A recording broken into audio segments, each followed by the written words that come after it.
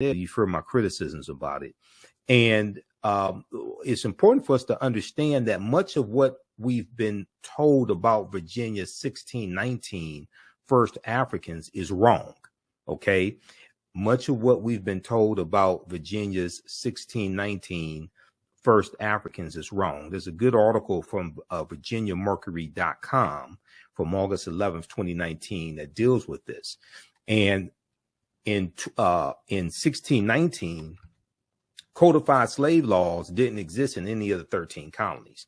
And a lot of people are so shocked when they hear this.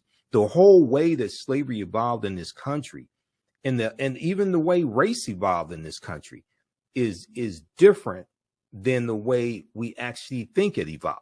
Okay. I mean, that gets also in the Bacon's Rebellion, 1675, 1676, in the colony of Virginia, what happens after Bacon's Rebellion and the introduction of the term white in the colony of Virginia around 1681 to break up the alliance between enslaved Africans, free African Americans, poor whites, white indentured servants, things of this nature. That all comes to a head in Bacon's Rebellion, where you have this rebellion of about 500 people of different races, different statuses, some enslaved Africans, some white indentured servants, etc.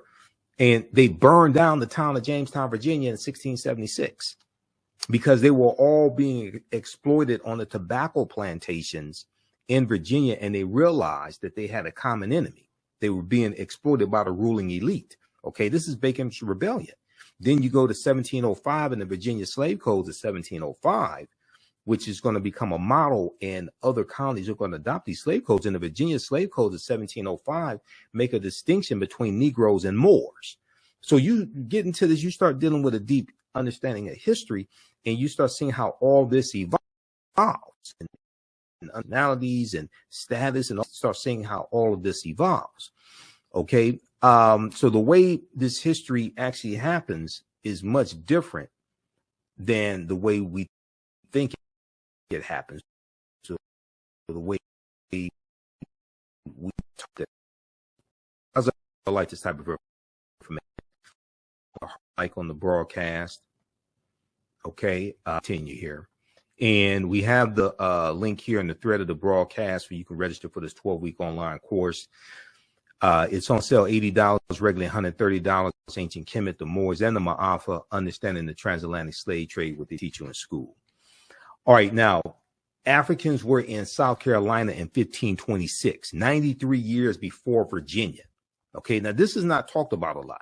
We focus on 1619, and I have to tell people, they say we first came to these shores 1619. No, we were here thousands of years before that. But even if you just look during the transatlantic slave trade, the Spanish were taking Africans into the territory we call South Carolina in 1526. Okay, now this is something we deal with all this in the class because we go through and look at this history chronologically. So these are all slides from the course that I teach, that I put together.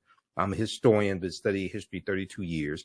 I put together this curriculum as well as the second class that I teach, which is from the Civil War to the Civil Rights Movement and Black Power, 1800 to 1968, which goes through and goes deep into looking at that 168-year period of history and analyzing what happened to us also after slavery ended. Okay, now before 1619, there was 1526, the mystery of the first enslaved Africans in what became the United States. There's a good article from Washington Post, September 7th, 2019, September 7th, 2019, that deals with this history. 1526 is not talked about a lot. Okay. And you had those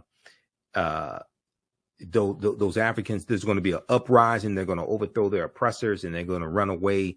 And it's believed they went to live with Native Americans. So it was the Spanish tried to set up the settlement, but it was a failed settlement. Now, Spanish explorers brought 100 African slaves to a doomed settlement in South Carolina or Georgia. Within weeks, the subjugated revolted, then vanished. Maybe that's why they don't want us to know about 1526, because those Africans overthrew their oppressors.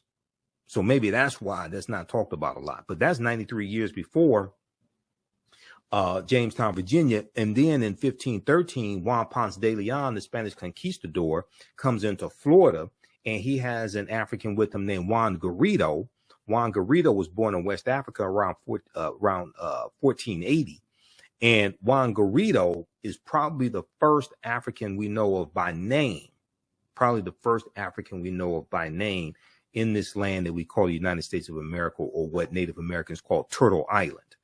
And Dr. David Imhotep talks about Turtle Island in the book, The First Americans Were Africans, Documented Evidence. Wow, and we should say, and we have a picture of the book too, and it's The First Americans Were Africans, and we were talking about Dr. Ivan Van Sertima, because I remember back in the 1980s, my dad took me to hear him. He came here to Cincinnati, and his book was They Came Before Columbus, and he talked about how Africans were here. He had a lot of, great research information, and so it was just kind of eye-opening, but we haven't heard a lot about that recently. So tell us how you got involved here. Well, I'm showing that Africans not only came before Columbus, they came before the Indians.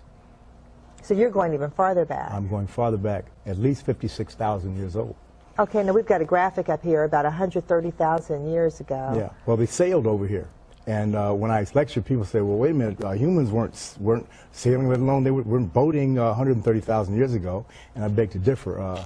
Last year, New York Times quoted the BBC, and they wrote an article on how in Crete they have found a stone industry of stone tools dating back to at least 130,000 years. And Crete has been an island in the middle of the Mediterranean for 5 million years. So they had to sail, and it was a continuous civilization, which means they were going back and forth. They knew how to navigate. So if they got to Crete 130,000 years ago, it's easy 70,000 years later that they could make it to the Americas at 56,000 years ago. Right. That's really, now how did you even get back to this research? I mean, this is just, did you start by reading They Came Before Columbus, and then you expanded on that research? Yes. You see, 36 years ago, Dr. Van Sertima's book came out, and this information is piled on for 36 years. So many different things, so many cutting-edge articles and things have been found since then. Yeah, and so what's the reaction you get when you talk about how Africans came here even before Native Americans? People are amazed. They're shocked. They're shocked. First come shocks, and then they're smiling, and some frown, of course. And then, and what about the school systems? Because, have we gotten this information to the educational system? Not yet. The book has only been out for a month and a half.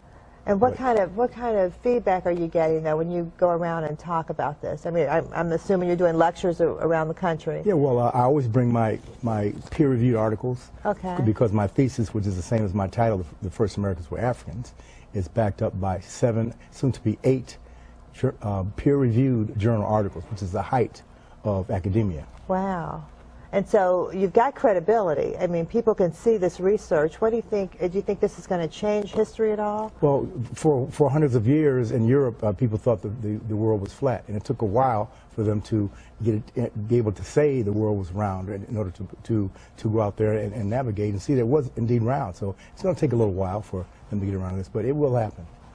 And so what part of Africa were the Africans from who came to Brazil? Well, the DNA, the Genome Project found that the earliest ones, the ones that they found in Tierra del Fuego, in the very tip of South America, in 1874, 1876, were the short Africans, the Khoisan, who spoke with clicks, like that. The Gods Must Be Crazy did a movie on that. Yeah, I remember that, yeah. Yes. So they have about the Coca-Cola bottle that fell in, yeah. Yes, they have the oldest DNA and the oldest language on the planet, and they were all over. Oh, wow. All over all 3 Americas, as well as Asia. Well, have they done any DNA tests in Brazil to see that? Yes, they have. The Genome Project went all around the world. There are 100,000 people participated. Wow. Taking DNA swabs. And so first we know that it's possible to get over here by canoe, and second of all, the DNA from that group of Africans is in Brazil. The most important thing, not to forget to ask me, well, I will tell you that, where do the Native Americans come from? Well, we've always been taught that they came across the Bering Straits from Asia. This is true, but they did not come until 3000 BC. There is no evidence of them coming before 3000 BC. So for 53,000 years, there were nothing but Africans in North, Central, and South America. Wow. When they come over 3000 BC, those two groups, the Africans and the Mongolians, get together, the Asians, get together, and their children are the Native Americans. Wow. This is why the Native Americans do not look Chinese. They are a little different than Chinese. Right. Oh, that's, you know what, I mean, we need to learn. It makes a lot of sense, yes. Dr. Imhotep, and we need to learn our history. This is ancient Kemet, the Moors, and the Ma'afa, understanding the transatlantic slave trade, what they didn't teach you in school. Class number 1 starts up Saturday, June 24th, 2023. Register right now. Visit our website, theafricanhistorynetwork.com. theafricanhistorynetwork.com. So when you visit our website, you scroll down the page, you'll see the information for our Sunday night radio show, the African History Network show, 9 p.m. to 11 p.m. Eastern Standard Time on 9:10 a.m. Superstation WFDF, and we broadcast on our social media platforms. You see our PayPal, Cash App information here as well. And then 12-week online course. So we do the sessions live. All the sessions are archived and recorded. This class is on sale $80, regularly $130. You can register for the full 12-week online course here. When you click on that link, it takes you to the next page. And on the next page, just click on enroll. Right here, the purple button, enroll. As soon as you register, you can start watching the content, okay? And we do the sessions live. All the sessions are archived and recorded. You can go back and watch this anytime. A year from now, 2 years from now, you can go back and watch the entire class. You don't have to be in class live, or don't take attendance, anything like that. We have a live text chat also. In class, you can see me, I can't see you. We have a live text chat, so you can ask questions in class as well, okay? And we have a bundle pack where you get this class and the second class that I teach, Black resistance movements from the Haitian Revolution, U.S. Civil War, Civil Rights Movement, and Black Power Movement, 1800 to 1968. I teach that class on Sundays, 2 p.m. to 4 p.m. Eastern Standard Time. And that class, we deal with so much history. We deal with that crucial period of time leading up to the Civil War, and after slavery ends, in the Reconstruction era, Jim Crow era, Great Migration, World War I, World War II, Civil Rights Movement, Black Power Movement, to understand what happened to us after slavery ended, what were the laws and policies put in place to put us where we are, to bring us to where we are today, to understand where we need to go from here. So your understanding of politics, and politics is the legal distribution of scarce wealth, power, and resources, and the writing of laws, statutes, ordinances, amendments, and treaties, their adoption, interpretation, and enforcement. Your understanding of politics is directly related to your understanding of history. So the more you understand history, the better you understand politics, the better we understand how all these policies impact us and how to engage in politics. And this is why you hear me say we have to stop telling African Americans to exercise your right to vote. You don't vote for exercise. If you want to exercise, you go to the gym and work out. You vote for power. Politics is the legal distribution of scarce wealth, power, and resources, and the writing of laws, statutes, ordinances, amendments, and treaties, their adoption, interpretation, and enforcement. So we have to understand history, economics, law, and politics to be able to put together agendas, to be able to organize and force our agenda and get policies put in place that are beneficial to African Americans, and what's good for African Americans are good for America in general. All right. So visit our website, theafricanhistorynetwork.com. You can register for this class. Class number 1 is Saturday, June 24th. Class number 2 is Saturday, July 1st. Class number 3 is Saturday, July 8th. And this is 2 p.m. to 4 p.m. Eastern Standard Time. We have the link for the class in the thread of the broadcast. You can register right now. We have bonus content already uploaded that you can start watching, and you'll also get 5 of my lectures free included with the registration of this course. They will be in the video library, so you can stream 5 of my lectures also. If you want to support the African History Network, and if you also if you want to pay through Cash App, you can do so right through our website, right on the homepage of our website. Our Cash App information is there. $ the AHN show through Cash App or through PayPal, paypal.me/the AHN show. And this is our Cash App account. And we have the link on the homepage of our website because there's some fake African History Network Cash App accounts out there. And I'm still trying to get them shut down. So when you scroll down our website, we have our Cash App information. Click right here and it takes you to our Cash App link. It's $ the AHN show, SHOW. And when you go to it, it will say Michael also. So we have that there, and our PayPal information is here as well. PayPal.me/the AHN show. All right. So we'll hope to see you in class this Saturday. Remember, right knowledge corrects wrong behavior. It's not over till we win. Wakanda forever. And we'll talk to you next time. Peace.